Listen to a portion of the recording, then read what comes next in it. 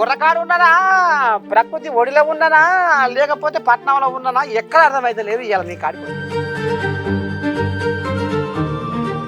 ఉయ్యాలలుగే చెట్ల కొమ్మలు, మానేల తల్లికి తోరణాలు, కొండ కోనల్లోన పొడిచేటి తొలిపోతూ ఎదలోన తృప్తికి లేదా ఎద్దు మా ఊరు మందార మాల, కిలకిల రాగాల జోరా.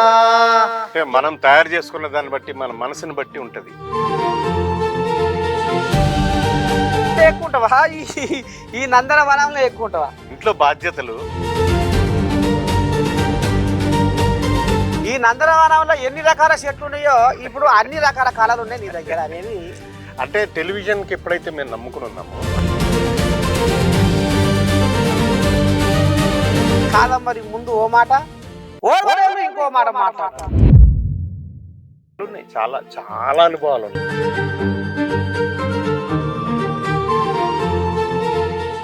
అదే కాదంబరిని ఎవరో మోసం చేసిర్రు. కొంతమంది తినచ్చు, ఒకటి తినలేకపోవచ్చు, ఒకడికి అసహ్యం ఉండొచ్చు, ఒకడికి ఇష్టం ఉండకపోవచ్చు. అంతకని ఆ బతికే వరకు మనిషిని బతికించాలని అట్లా.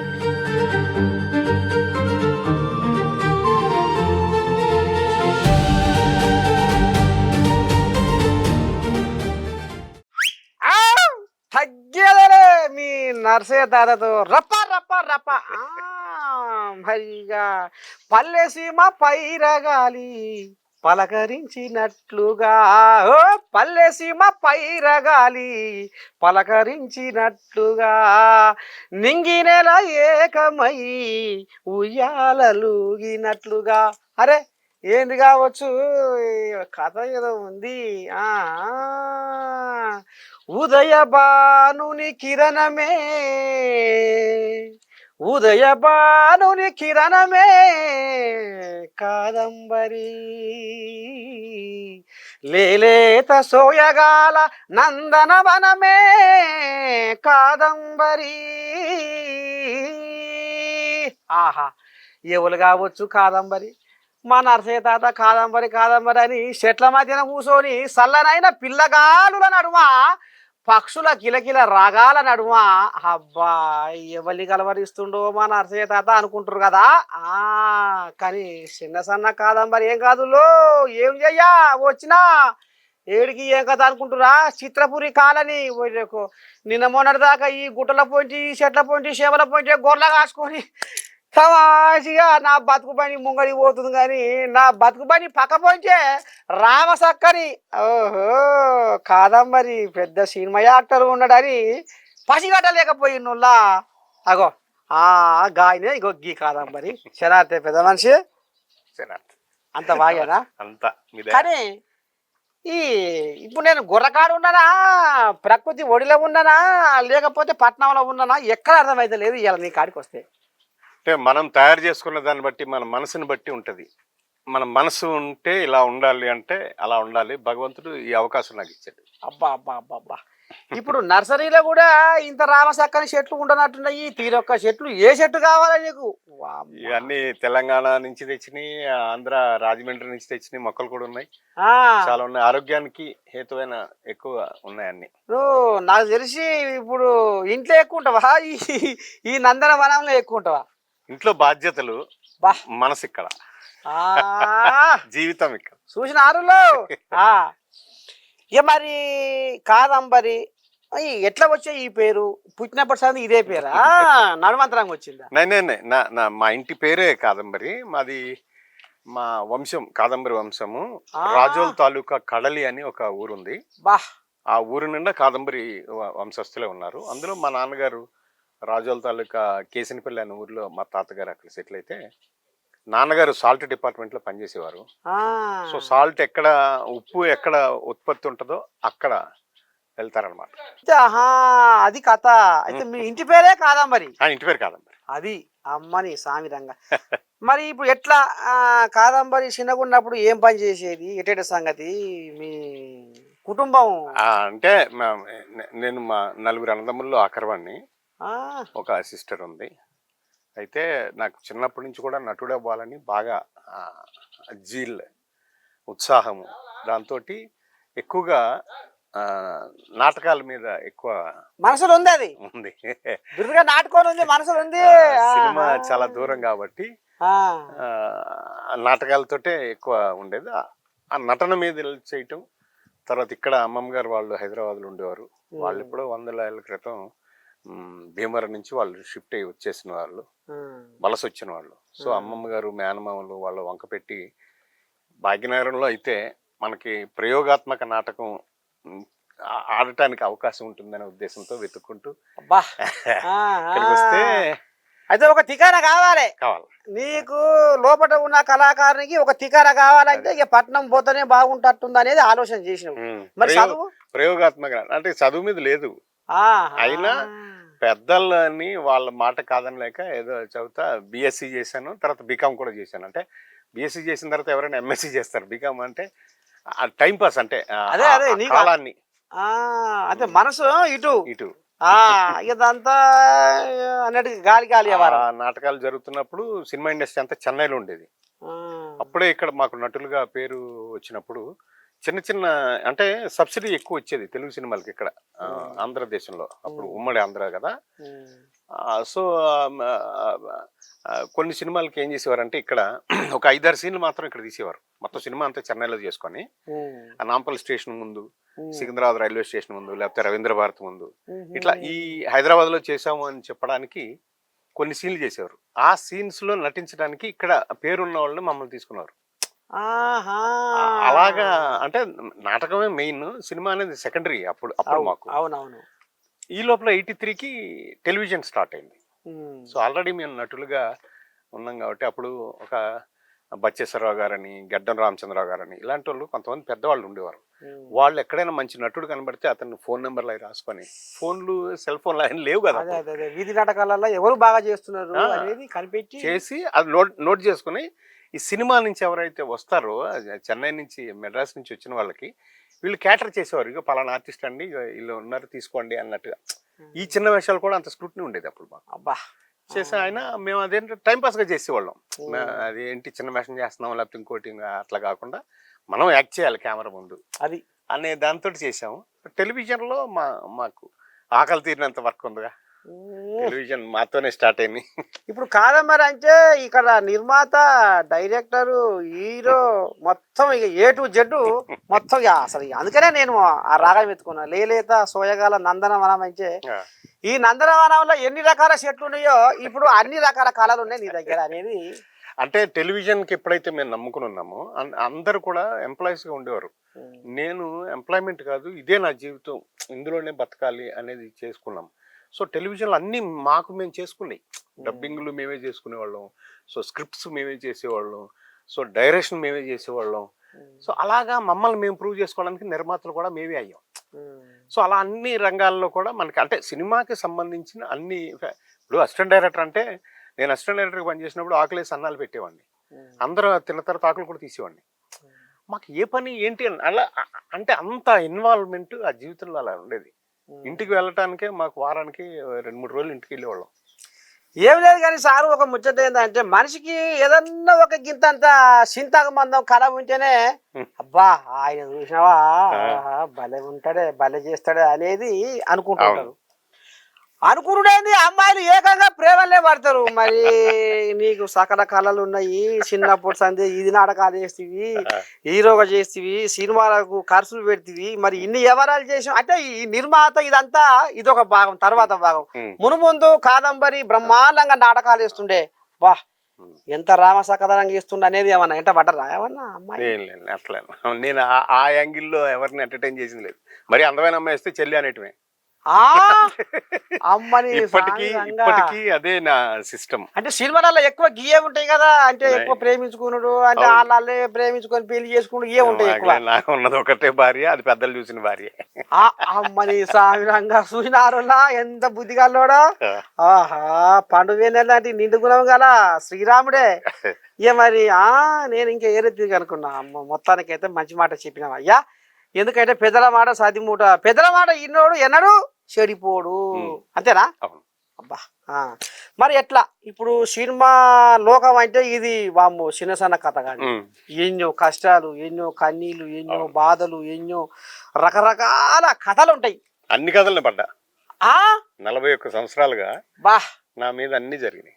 ఆ అయినా ఎక్కువ అంటే ఎటువంటి బాధల కన్నీళ్ళు తీసిండు కాదంబరి అంటే మేము ఏమో అలా అదే పర్టికులర్ చెప్పేది ఏముంటుంది అంటే ఇప్పుడు సినిమాలు తీస్తున్నప్పుడు సినిమా యాక్టింగ్ చేస్తున్నప్పుడు ఇట్లా ఈ రకంగా కొన్ని కొన్ని కష్టాలు కూడా ఓర్వనోళ్ళు కూడా కొంతమంది ఉంటారు. ఉంటాయి ఉంటాయి అన్నీ ఉంటాయి.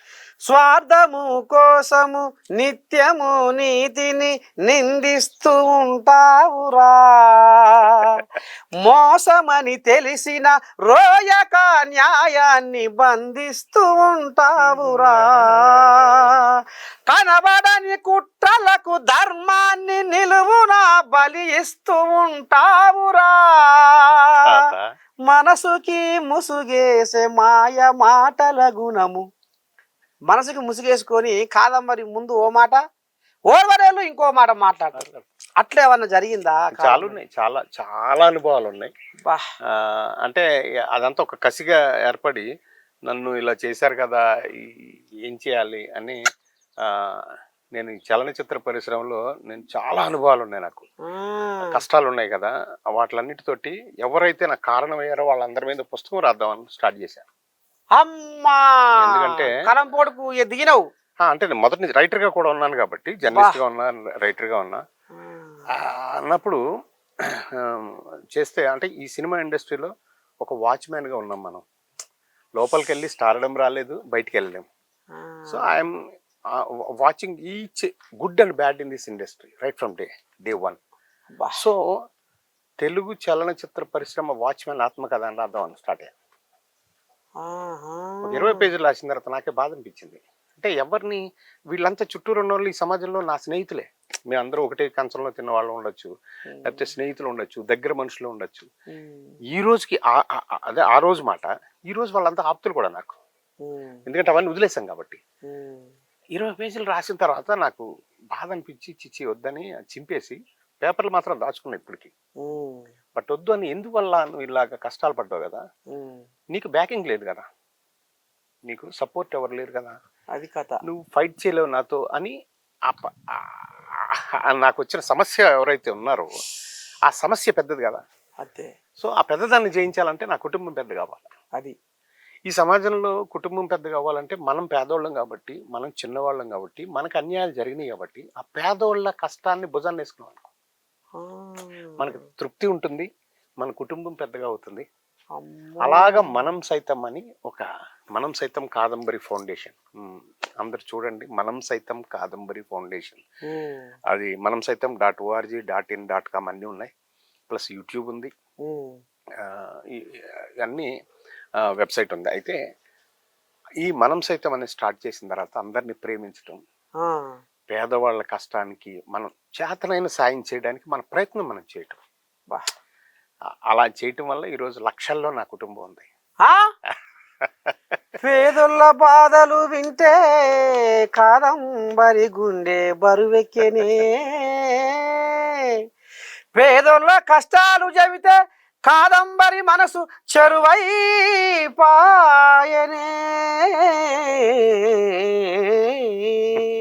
ఇక మనిషి అంటారు చూడు, ఇక తడిస్తే గుడిసె కాపుతారు, ఆ తట్టు తాకితే మొక్కుతారు అన్నట్టు అన్ని కష్టాలు కన్నీళ్ళు బాధలు వలపోతలు అన్నీ కలగలుపుకొని ఇక లాభం లేదు, నేనంటూ ఈ సమాజానికి ఏదో ఒకటి చేయాలి, పేదోళ్ళ బాధలు అంటే నాకు ఇట్లా అవుతుంది అనేది అంతే. అది మనసులో కలిగి ఈ మనం సైతం కాదంబరి 11 సంవత్సరాల 11 నెలలు అయింది ఇప్పుడు పెట్టి మనం సైతం అనే డయాస్ స్టార్ట్ చేసి ఫౌండేషన్ వేలాది మందికి, ఓన్లీ కరోనాలోనే 50,000 కుటుంబాలకి నేను గ్రాసరీస్ ఇచ్చా 2 అరచేతులతో.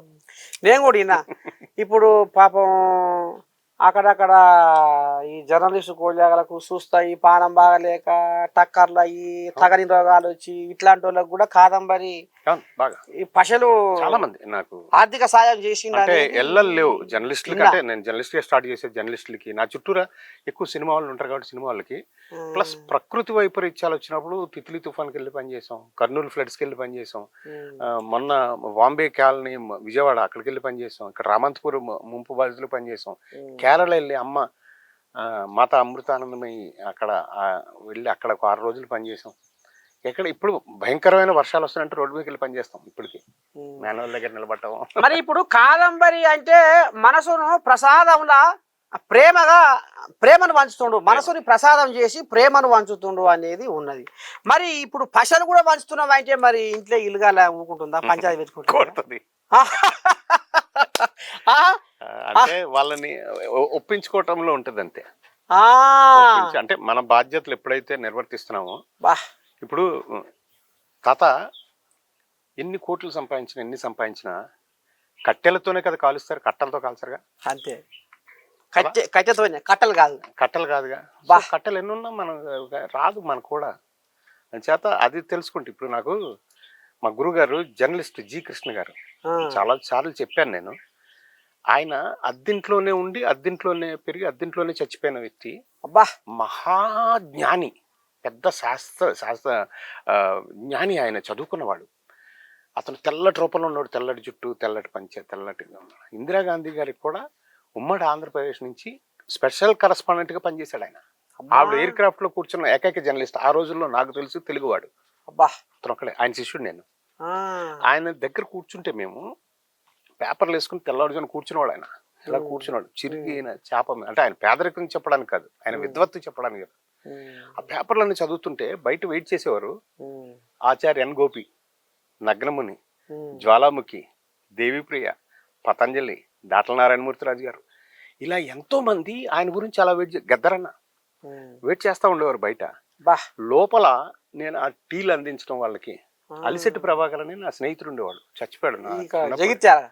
చిన్నప్పుడు అంటే నాకు హైదరాబాద్లోనే పరిచయము. చిత్రలేఖ అని స్టూడియో ఉండేది విద్యానగర్ చౌరస్తాలో, అతనికి ఫోటో స్టూడియో ఉండేది. ఆ స్టూడియోలో రాత్రి 10 గంటలకు మేము కూర్చుంటే మాట్లాడుకోవటం సాహిత్యం గురించి, తెల్లవారి 3-4 అయ్యేది. రోడ్డు మీదకి వచ్చి ఏదో బన్ను తిని అరటిపండు తిని మళ్ళీ పొద్దున్న ఇంటికి వెళ్ళి, అతను సిగరెట్లు బాగా కాల్చేవాడు. క్యాన్సర్ వచ్చి చచ్చిపోయాడు 33 సంవత్సరాలకే. అలిశెట్టి ప్రభాకర్, విద్యానగర్ చౌరస్తా. అతను నేను ఈ గ్లాసులు లోపల పెట్టడం, వాళ్ళందరిని కూర్చోబెట్టడం చేయటం ఇలా చేసేవాళ్ళం. నేనేమంటున్నానంటే ఆయన ఏం చెప్పాడంటే, ఎవరి గురించి అని చెప్తే, ఒకరోజు ఆమె ఎందుకన్నా సీరియస్గా ఉంది, లచ్చమ్మ, మా అమ్మ కృష్ణ గారి, జి కృష్ణ గారి వైఫ్. ఆవిడగా లోపల నుంచి టీలు తెచ్చి పక్కింట్లో 5 రూపాయలు అప్పడిగి టీలు కాసుకొని ఆ పాలు తెప్పించుకొని, మాతోటి పాలు తెప్పించుకొని ఆ టీలు వీళ్ళందరికి ఇవ్వాలి. ఆవిడకి చిరాకు ఉంది. లచ్చమ్మ నేను చిరాకు పడదు. ఏంది లచ్చమ్మ ఏంటి చిరాకుగా ఉన్నా? ఏం మంత్రులు కూడా బయట వెయిట్ చేస్తారు నీకోసం, నువ్వు ఇంత పెద్దోడివి, మన సొంత ఇల్లు కూడా లేకుండా చేసావు నాకు అని చిరాకు పడుతుంది. ఇప్పుడు పిచ్చిదానా లచ్చమ్మ మనకు లేకపోవడం యాదగిరి అక్కడ 2 ఇళ్ళు కడుతున్నాడని. 2 ఇళ్ళు కడుతున్నాడే నీకు నాకు? యాదగిరి ఎక్కడా అంది. అమ్మ అర్థం కాలే ఇంకా. శ్మశానంలోనే, అంబర్పేట శ్మశానంలో లేదు, అంబర్పేటలో 2 ఇళ్ళు కడుతున్నాడు. 6 అడుగులు పొడుగుంటుంది, నీకోటి నాకోటి. అంటే ఆ మాటలు విన్న తర్వాత అది మించి ఏముంది మనకి? భగవంతుడు మనకి ఓవర్ నైట్ స్టార్డమ్ ఇవ్వకపోయినా రోజు పెంచుతున్నాడుగా, అది కాపాడుతున్నాడుగా, వర్క్ ఇస్తున్నాడుగా. ఈ రోజుకి నా ఏజ్ ఉన్నవాళ్ళు, లేకపోతే నా అంత ఎక్స్పీరియన్స్ ఉన్నవాళ్ళు, నాతో వచ్చిన వాళ్ళు చాలా మంది ఇళ్లలో ఉన్నారు, లేదా పైకి వెళ్ళిపోయారు. నేను ఇంకా కేబుల్ దొక్కుతూ పని చేస్తున్నాగా. పని ఇచ్చిందిగా నాకు ఇప్పటి వరకు కెమెరా తల్లి, దేవుడు ఇచ్చాడు.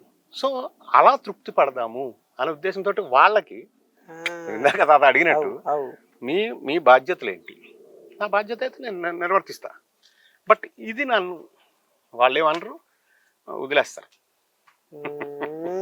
షూటింగ్ మానుకొని పేదవాళ్ళ దగ్గర తిరగనుగా. షూటింగ్ ఉన్నప్పుడు షూటింగ్ చేసుకుంటూ, షూటింగ్ లేనప్పుడు నేను క్లబ్బుల్లో కూర్చుని ప్యాకెట్ ఆడడం, ఇంకోటి చేసే దాని బదులు ప్రకృతితో ఉంటాం, లేదా పక్షులతో ఉంటాం, లేదా పేదవాళ్ళ దగ్గర ఉంటాం. వాళ్ళ కష్టం తీర్చడానికి ఒక మార్గం ఆలోచించడానికి ఆ టైం స్పేర్ చేస్తాను. మరి ఇప్పుడు నేను ఇంట్లో అడుగు పెట్టగానే ఇక్కడ ఈ చెట్ల మీద పక్షులు కిచ కిచ కిచ కిచ కిచ అంటున్నాయి. ఇప్పుడు వస్తున్నాయి అంటున్నాయి. మరి వాటికి ఏమన్నా మంత్రం నేర్పినవా? వాటికి ఎట్లా ఎట్లా ఎందుకని మనసులో పసి పట్టి అట్లా నన్ను గుర్తుపట్టే కదా, నన్ను గుర్తుపడతాయి కాబట్టి నాతో వచ్చిన వాళ్ళు మన కుటుంబమే అన్నట్టే అది పలకరిస్తుంది అంతే. అన్ని పలకరిస్తాం. పలకరిస్తుందా లేకపోతే ఎందుకు వచ్చినవరా ముసలోడా అంటుంది? నై పలకరిస్తుంది. నాతో వస్తే మన కుటుంబం అనే. ఎందుకంటే అవన్నీ అవి లేకపోతే ఉండవు. చిన్న చిన్న పక్షులు కదా. పిచ్చుకలు అసలు ఇప్పుడు లేవు. మా ఇంటికి 200 నుంచి 300 పిచ్చుకలు రోజు వస్తాయి. కొర్రలు తెచ్చి పెడతా వాటికి. ప్రతిరోజు 1 కేజీ తింటాయి. మంచిగా మంచినీళ్ళు పెట్టి అవన్నీ తీసుకుంది కానీ. సో వాటి మధ్యలో ఈ పక్షులు ఏవైనా సరే అగో ఏమైనా ఇక్కడిక్కడే ఉంటాయి. సరే ఇప్పుడు అయితే ఈ లెక్కన వెళ్ళి చూస్తే ఇప్పుడు ఆపదలో ఉన్నోళ్లకు ఏదో సాయం చేయాలన్న గుణం పనువేణి లాంటి నిండు గుణం ఉన్నది. సంసారం ముంగడికి పోతుంది. అంటే ఇప్పుడు కుండల భూమి ఉంది కాబట్టి పెడుతున్నావు. అంటే కుండలకు భూమ బాగానే వస్తుంది. అయితే బాగానే సంపాదిస్తున్నావు. అంటే నా కష్టాలు అయితే ఇచ్చాడు కానీ భగవంతుడు భోజనం వరకు లేదుగా. హ్యాపీ. మరి ఎట్లా ఇప్పుడు ఒకటి ఏంటంటే ఆనాడు సినిమాలు అంటే నీ దండం పెట్టి మొయ్యన మూత మోగింది. కాదంబరి అంటే కూడా మొయ్యన మూత మోగించినావు. ఇప్పుడు కాంపిటీషన్ యుగం అయిపోయింది కదా. అసలు ఒకరికి ఒకరు పరిపాలన వ్యవహారం అయిపోయింది. ఒకలంటే ఒకరు అమ్మా అన్నకాడికి అంతా ఎట్లా నడుస్తుంది అంటే మరి ఇట్లాంటి టైంలల్లో ఎట్లా ఉంది ఇప్పుడు కాదంబరి జీవితం? నేను హ్యాపీ. నా వరకు ఏమి టచ్ కావు. పర్లేదు. ఇప్పుడు నేను కొత్తగా వచ్చేది నా గురించి అంటే ప్రపంచానికి తెలుసు కాబట్టి అది కథ. అందరు ఇండస్ట్రీ అందరికి తెలుసు. అంటే ఇప్పుడు నేను ఒక మాట చెప్తా. కాదంబరి అనే మనిషి ప్రపంచానికి తెలుసు. ఎప్పుడో ఆయన అమ్మమ్మ ఇంటికి ఆయన వంక పెట్టుకొని వచ్చే వీధి నాటకాలతోనే కథ బయటకు వచ్చింది. ఇప్పుడు ఇక్కడ ఏంటంటే నరదిష్టికి నల్లరాయి కరుగుతుంది. ఎందుకంటే నేను కూడా కరువు కాలం వెళ్ళబోసే వస్తున్నా. నరదీసికి నల్లరాయి కరుగుతుంది. కాదంబరి ఎందాక వాయ కాదంబరి ఏడు దాకా వాయ కాదంబరి వామ ఎంతెత్తుకు ఎదిగే కాదంబరి అని ఇట్లాంటి వాళ్ళు కన్ను ఉంటది. అంటే వాళ్ళ గురించి పట్టించుకుంటే మనం చేసే పనులు చేయలేము. ఏ చెవిలో ఉన్నా కానీ నేను పట్టించుకున్నాను. ఎవరైనా వచ్చి నాకు చెప్పరు కూడా. నేను ఎవరినైనా పలానా తాత ఇలా నేను స్టార్ట్ చేశాను అనుకో, కాదంబరి ఇలా నువ్వు స్టార్ట్ చేస్తావుగా అంతే. నాకు ఇది లేదు. ఇది కథ. సో వాట్ అనుకునేది అంతే. నేను అక్కినేని నాగేశ్వరరావు గారి శిష్యుడిని. ఆయన ఏది కూడా బ్రెయిన్ కి ఎక్కించుకోడు. ఆయన కోపం వచ్చిన ఇక్కడే, ప్రేమ వచ్చిన ఇక్కడే, అంతే. That's all. అదే మన నాగేశ్వరరావు తోటి బాగా రాసుకొని పూసుకొని తిరిగి సంబంధాన్ని పెంచుకున్నమాట. మరి ఇప్పుడు కొడుకు నాగార్జునతోనే ఉన్నదా సోపతి? అంటే వాళ్ళందరూ నన్ను గుర్తుపడతారు కానీ నాకు పనేం లేదుగా. ఇప్పుడు ఆయన వేరు. ఆయన దగ్గర మనం నేర్చుకునే జీవితము ఆయనకి స్వచ్ఛంగా ఓపెన్ గా నాకు ఇది నచ్చలేదు సార్ మీ దగ్గర అని చెప్పగలిగినోడు ఆయనకి ఇష్టం. ఉన్నది ఉన్నట్టు మాట్లాడాలి. ముక్కు సూటిగా ఉండాలి ఎవరు. లేదంటే మనసులో ఏదో పెట్టుకున్నా ఏం లేదు సార్ అన్నాం అనుకో, మీరు ఎందుకు సార్ నాటకాలు ఆడుతున్నారు, మీరు ఈ పని మీద వచ్చారు నాకు తెలుసు అంటారు. నిద్రలో కూర్చుని వాళ్ళం బయట గేట్ తీసుకొని వస్తుంటే పలానా వ్యక్తి తాత ఏం కావాలని వస్తున్నాడు తెలుసా సార్ అని నాకు చెప్పేవాడు. వచ్చిన తర్వాత అతను అదే అడిగేవాడు. అంత అక్కినేని నాగేశ్వరరావు అంత జ్ఞాని. ఆయన దగ్గర కూడా చాలా విషయాలు నేర్చుకుని అయినా వాళ్ళ పిల్లలందరితో ఉంది నాకు. బట్ శత్రుత్వం లేదు, వాళ్ళ ప్రేమ లేదు, వాళ్ళ పెద్దగా లేదు. అదే కాదంబరిని ఎవరో మోసం చేసిర్రు పాపం. అయ్యో ఇటువంటి బాధ ఎవరికి రావద్దు పాపం. మస్తు బాధలో మునిగి తేలిండు అనేది కూడా విన్నాం. ఎవరు మోసం చేసిర్రు కాదంబరి? అంటే విధి అంతే. నేను మనుషుల గురించి ఎట్లా మన టైం వెళ్ళకపోతే అంతే. ఎవరిని మనం తప్పు పట్టేది ఏమి ఉండదు. అంటే మోసం ఇన్ ద సెన్స్ ప్రొడక్షన్ ప్రతి ఛానల్లో కూడా నేను ఓన్ ప్రొడక్షన్ చేశాను. ఓన్ ప్రొడక్షన్ చేసేవాడిని. నేను ఎదగటానికే చేసేవాడిని. చేసినప్పుడు వాళ్ళు మనకి ఇవ్వాల్సిన డబ్బులు బాగా తక్కువ, ఇవ్వాల్సిన డబ్బులు ఎక్కువ చేసి ఇచ్చే డబ్బులు తక్కువ చేసుకుంటే వెళ్ళారు అనుకో, బ్యాలెన్స్ ఎక్కువ ఉంటుంది. వన్ ఫైన్ డే నీ ప్రోగ్రామ్ బాగాలేదు, లేకపోతే రేటింగ్ లేదు, తీసేస్తున్నారు ఎప్పటి నుంచి అనేవారు. సో ఆ బ్యాలెన్స్ డబ్బులు ఇవ్వండి అంటే దాని గురించి తిరిగేవాడిని. సో వాటి గురించి తిరుగుతుంటే నెక్స్ట్ ప్రోగ్రామ్ ఉండదు. అదే అదే కదా, మనం 2 ప్రోగ్రాంలు ఒకేసారి చేయడానికి ఉన్న డబ్బుతో కాదుగా మనం వచ్చింది. సో అలా చాలా దెబ్బలు తిన్నా. మెయిన్. ఇప్పుడు ఈ ఓన్ ప్రొడక్షన్ గురించి ఇలా ఉన్నామంటే ఆర్టిస్ట్ కెరీర్ పోతా ఉంటది. సో ఈ మనం సైతం కంటే ముందు కొంత స్తబ్దత వచ్చింది నా లైఫ్ లో. వచ్చినప్పుడు ఒక సినిమా చేశాను, ఆ సినిమా ఫెయిల్యూర్ అయ్యి అప్పటికి జెమినీ టెలివిజన్ లో 5 ప్రోగ్రాంలు చేసేవాడిని నేను వారానికి. చాలా మంచి జెమినీ కిరణ్ గారు బాగా ఎంకరేజ్ చేసేవారు, బాగా బాగా డబ్బు సంపాదించే అంటే రెమ్యునరేషన్స్ సంపాదించే టైం అది. ఆ టైంలో సినిమా వచ్చి సినిమాకి వెళ్తే సినిమా ఫెయిల్యూర్ అయింది. నేను అటెండ్ చేయక ఈ ప్రోగ్రాం అన్ని పోయినాయి. ఇప్పుడు దూరదర్శన్ టీవీలో మూత మోగించినవా అంటారు, నిజమేనా? మేము ఫ్రంట్ లైన్ హీరోలం కదా దూరదర్శన్ కి, బాగా చేసాం, బాగా చాలా కష్టపడినాం దూరదర్శన్ కి.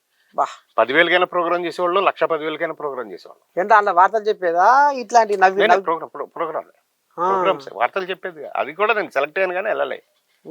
న్యూస్ రీడర్ గా సెలెక్ట్ అయ్యా, పాస్ అయ్యా నేను, బట్ వెళ్ళలే, నాకు ఇదే ఇష్టం కదా. సో అలా మొత్తానికి నీకు ఈ కళారంగం ఒకటి, ఈ ప్రకృతి కూడా ఒకటి నీకు ఇష్టం బాగా. అది అంటే ఇందులో మనసు ప్రశాంతత ఉంటుంది, జీవితం ఉంటుంది, లైఫ్ ఉంటుంది.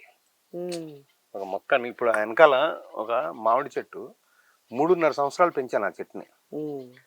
మొన్న ఎవరో ఒక మిషన్ దాని నుంచి వెళ్ళిపోయి కొట్టేశారు. కొట్టేస్తే కళ్ళం నీళ్ళు వచ్చి ఏడిసినాం. అబ్బా, వారం తర్వాత వెళ్తే నీకు ఇప్పుడు చూపెడతా కూడా, అది చక్కగా చిగురు వస్తుంది దాన్ని ముసూర్లకు. ఎంత ఆనందం ఉంటది అది గమనించగలిగితే లైఫ్ చాలా బాగుంటుంది. అయితే ఇప్పుడు ఈ కొమ్మల గలగల సప్పుడుతోటి సంగీతం వినుకుంటా, పక్షుల కిలకిల రాగాలు వినుకుంటా పొద్దున్న 1 గంట, సాయంత్రం 1 గంట గ్యారంటీకి కూర్చుంటాను పక్కగా. ఇంట్లోనే ఉన్నాను అనుకో, వర్షం వస్తుంది అనుకో, కిటికీ తెరిచి కూర్చుని అలా కూర్చుంటే అక్కడ చేరేసుకుని చూడు ఎంత సౌండ్ వస్తుంది.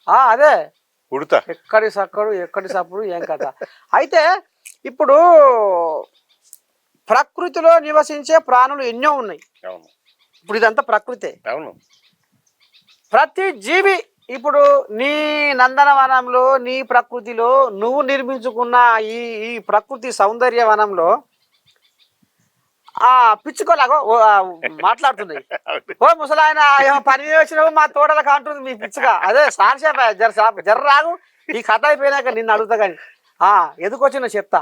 మరి ఇప్పుడు పిచ్చుక అయినా, మీ ప్రకృతి చెట్ల మీద వాలుతున్న పిచ్చుక అయినా పొట్ట కొరకే మా కాదంబరి ఇలా మాకు కొర్రలు తెస్తుండా తెస్తలేడా, పొద్దుగాల దుకాణం కడుపు తెస్తుండా తెస్తలేడా, మా కడుపు ఇవాళ నింపుకోవాలనే గంతే వరకు ఆశ. అంతే. ఇక ఇంకేదో సంపాదించాలి, ఇంకేదో కూడబెట్టుకోవాలనేది ఏ జీవికి ప్రకృతిలో ఆశ ఉండదు. అంతేనా కదా? మరి ఇప్పుడు కాదంబరికి అన్ని కరువు చూసిండు, కాలం చూసిండు, పెద్ద పెద్ద సినిమాలలో యాక్టింగ్లు చేసిండు, ఎంతో మందికి సేవలు కూడా చేసిండు, ఆర్థికంగా సేవలు కూడా చేసిండు సంస్థలు పెట్టి. ఇంకా ఏం కోరిక ఉంది కాదంబరికి? కోరిక ఏం లేదు, నాకు ప్రశాంతంగా ఉండాలంతే. అంటే ఐ మీన్ ఇప్పుడు మీరు ఇందాక చెప్పినట్టు ఈ పక్షులకి, జంతువులకి అంతా కూడా వాటి సంపాదన ఆహారం మాత్రమే. ఆహారమే వాటి సంపాదన. అదే అదే మనకి కరెన్సీ అంతే, వాటికి ఆహారమే. ఇప్పుడు ఒక కోతికి తన సంపాదన ఆహారం దొరికితే మొత్తం తన ఫ్యామిలీ అందరితో మొత్తం వాళ్ళ ఫ్యామిలీ మొత్తం ఆ కుటుంబం అంతా వెళ్ళి ఆహారం తెచ్చుకుంటాయి. ఒక చీమకి తన సంపాదన ఆహారం ఎక్కడైనా కనపడితే తన జాతి మొత్తాన్ని తీసుకెళ్తుంది ఆహారం కోసం, తన సంపాదన కోసం. ఒక కాకి తన సంపాదన ఆహారాన్ని చూపించి ఎక్కడైనా కనపడితే కావు కావు కావు అని మొత్తం తన కుటుంబాన్ని అంతని, తనకు తెలుసున్న మొత్తం కాకులన్నీ పిలిచి మనకి ఇక్కడ సంపాదన ఉంది, ఆహారం ఉంది. కానీ మనిషి ఒకడే నా సంపాదన కరెన్సీ, నా వారసులు మాత్రమే ఎంజాయ్ చేయాలి, సమాజానికి ఇవ్వకూడదు అనుకో. దాన్ని మార్చాలని మన కోరిక.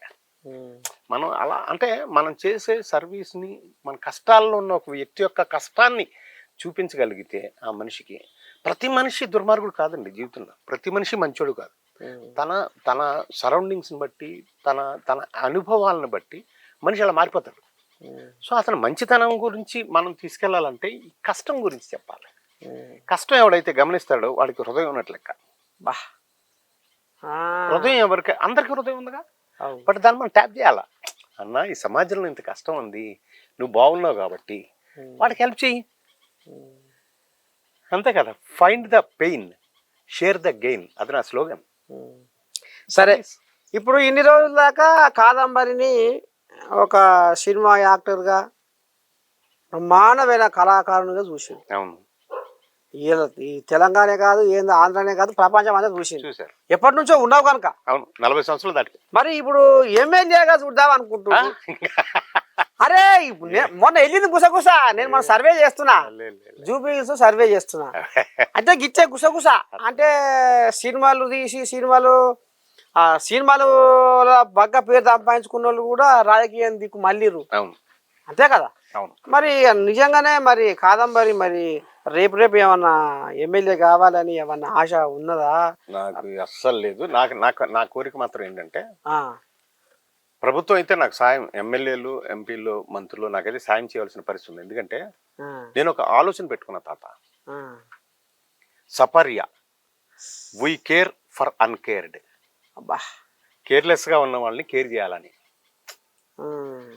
అనాథాశ్రమం, వృద్ధాశ్రమం, జనతా ఆసుపత్రి కలిసి పెట్టాలని నా కోరిక. దాని పేరు మనం సైతంలో ఒక ప్రాజెక్ట్ అన్నమాట. సపర్య, వీ కేర్ ఫర్ అన్కేర్డ్ అని ఒక ఆశ్రమం పెట్టాలని.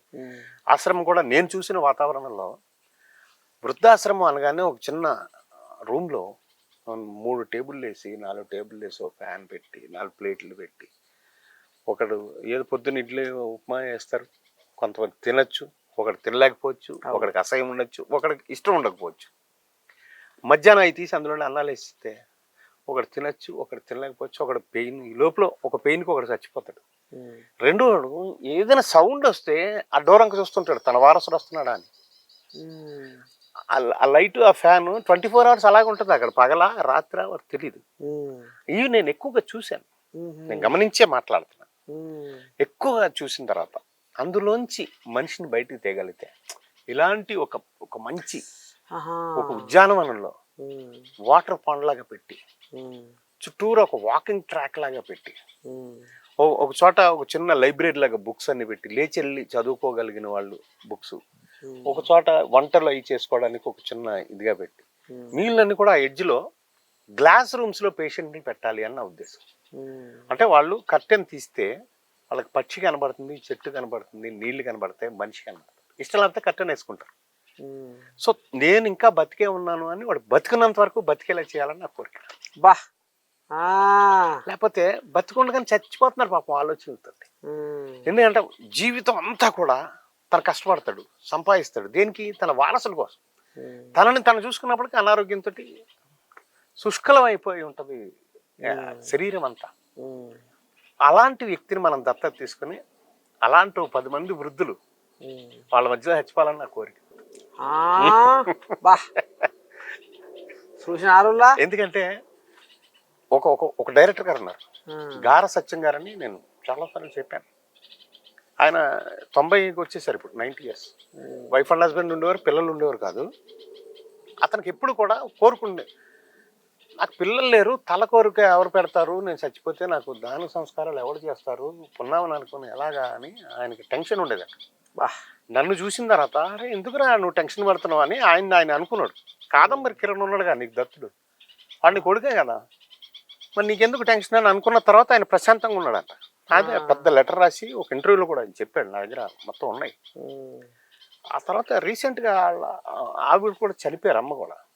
ఆయన సెమీగా అయిపోయాడు ఆయన. అంటే అక్కడే ఉన్న ఫ్రెండ్స్ ఉన్నారు, బ్రిమ్ గారు, ఇలాంటి స్నేహితులు కొంతమంది. అతను ఒక రూమ్లో పెట్టి ఒక 6,000 8,000 ఎంతో ఒక రూమ్ అద్దె, అక్కడ ఒక భోజనం పెడితే వారం రోజులు ఆ భోజనం చేశారంట ఆయన. బాత్రూమ్ గట్ల స్నానం చేయట్లా, ఏం చేయట్లే, ఇలాగ అయిపోతే ఆయనని రాజీవ్ కనకాల సుమా వాళ్ళతో మాట్లాడి ఫ్రీగా ఒక చోట ఓ వృద్ధాశ్రమంలో ఒక రూము మాట్లాడాం. వీళ్ళందరూ అంటే బ్రిమ్ గారు, రాజీవ్, సుమా వీళ్ళందరూ సహకారంతో. బట్ ఎవరి మాట ఆయన వింటలా, నా మాట వింటాడు. నేను కారు ఎక్కండి సార్. ఎందుకు? కారు ఎక్కండి సార్, పలానా చోటకి మీరు వెళ్తున్నారు, మీరు అక్కడ పెడుతున్నాం, నాకు షేరింగ్ రూమ్ వద్దు, నాకు సెపరేట్ రూమ్ కావాలి అని ఏదో ఆయన ఎక్కనని కారుకి. నేను చెప్తే కారుకి కూర్చున్నాడు ఆయన. వెళ్ళిపోయి 1 week తర్వాత ఆయన ఫోన్ చేశాడు, కిరణ్ గారు బాగున్నాను సార్, నేను హ్యాపీగా ఉన్నాను సార్, మీ అందరి దయ వల్ల చాలు. ఇప్పటికి చాలా ప్రతి 2 రోజులకు ఒకసారి ఫోన్ చేసి గుడ్ మార్నింగ్ చెప్తాను, ఫోన్ చేశాను అంటారు. అంటే మళ్ళీ రీఫ్రెష్ అయిపోయింది లైఫ్. సో బతుకున్నంత వరకు అతను బతికేస్తాడు. అక్కడ ఆ రూమ్లో ఉంటే ఆ నిమ్మి గారు పట్టించుకోకపోయినా, రాజీవ్ పట్టించుకోకపోయినా, సుమగారు పట్టించుకోకపోయినా, మాలాంటి వాళ్ళు చెప్పి కారెక్కపోయినా వెళ్ళిపోతుండే. ఎప్పటికైనా చనిపోతాం అందరూ, బట్ ఫిట్ అన్ఫిట్. అంతగానే ఆ బతికే వరకు మనిషిని బతికించాలని నా కోరిక. ఇన్నారులా కాదంబరి కిరణ్. అయితే ఇప్పుడు ఒకటి ఏంటంటే పసిపడవలసిన ముచ్చట, ఈ చెట్టు చేమలే చుట్టాలు, చెట్టు చేమలు చుట్టాల చేసుకుండు. ఇక మరి ఎలాగో ముచ్చట అన్న కదా అయ్యా, మరి ప్రకృతిలో నివసించే ప్రతి జీవి పొట్ట కొరకే తిప్పల పడితే మరి కాదంబరి కిరణ్ కోరిక ఏంటంటే ఆయన కోరిక ఇప్పుడు చెప్పాక ఆయన చెప్పే కదా గది కథ. ఇక ఇంకా ఆయన ఇంకా దృఢమైన కోరిక ఏంటంటే రేపు నాలాంటి వాళ్ళ అంటే నా ఏజీ లాంటి వాళ్ళ మధ్యలో ఆ ప్రశాంతతని కోరుకుంటూ వాళ్ళ నడుమ కాలక్షేపం చేసుకుంటా. నాకు సర్వీస్ ఇస్ గాడ్ నా slogan. Service is God, turn to God before return to God. నాకు నాకు నాకు ఇక ఏం చేయదు నేను, నాకు ఇంగ్లీష్ అర్థమైతే ఏదో చెప్పు, ఇప్పుడు తెలుగు చెప్పు. సర్వీస్ అనేది, సేవ అనేది దేవుడు అవు కదా. ఆ దేవుడి వైపు తిరగండి, దేవుడి దగ్గరికి వెళ్ళే లోపు. Service is God, turn to God before return to God. That's all. బా అది ఎక్కించుకున్నాం. పేదవాళ్ళే నా కుటుంబం. అదే ఇప్పుడు ప్రజలే మా కుటుంబం అని ముందడుగేసే రాజకీయ నాయకులు చూసినాం.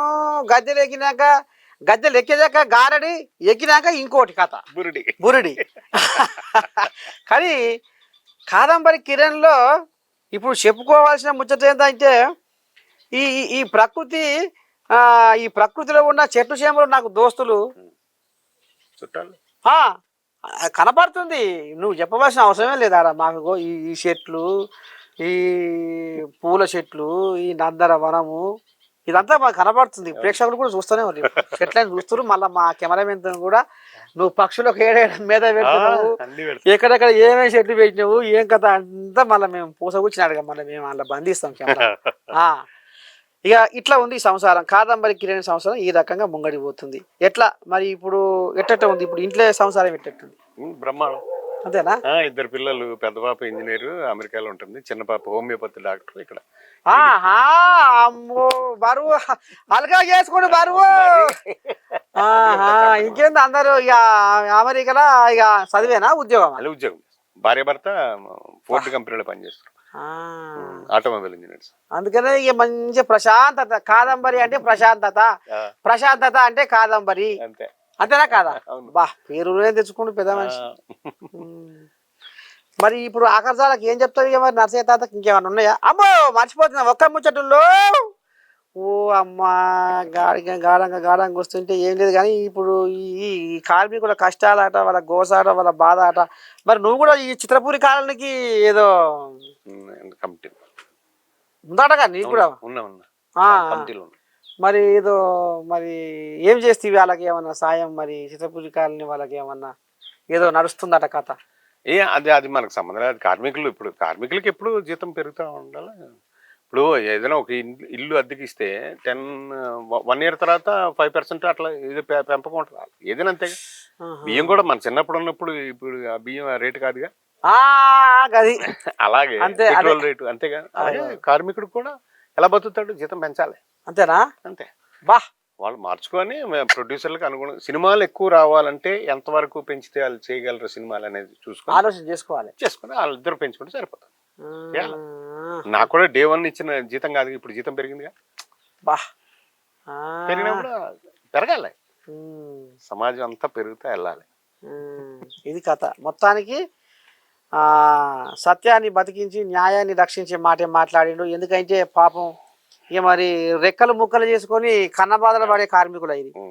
మరి వాళ్ళకు కూడా అప్పట్లేక ఇప్పుడు ఖర్చులు ఇక మరి పెరిగిపోయిన ఈ పోరగాళ్ళ ఖర్చులు చెడ్డాపడ్డ కాబట్టి పెద్ద మనిషి కూడా ఆలోచన చేసి మంచిదే కార్మికుల కోసం అయితే ఒక రామసక్కని ముచ్చటే మాట్లాడిండు. అయ్యా రేపు నీకు ప్రతి ఇంట్లో అరే కాదంబరి కిరణ్ మా కార్మికుల కష్టాన్ని గుర్తించిండు అనేది కూడా ఇక మరి యాద్ చేసుకుంటారు.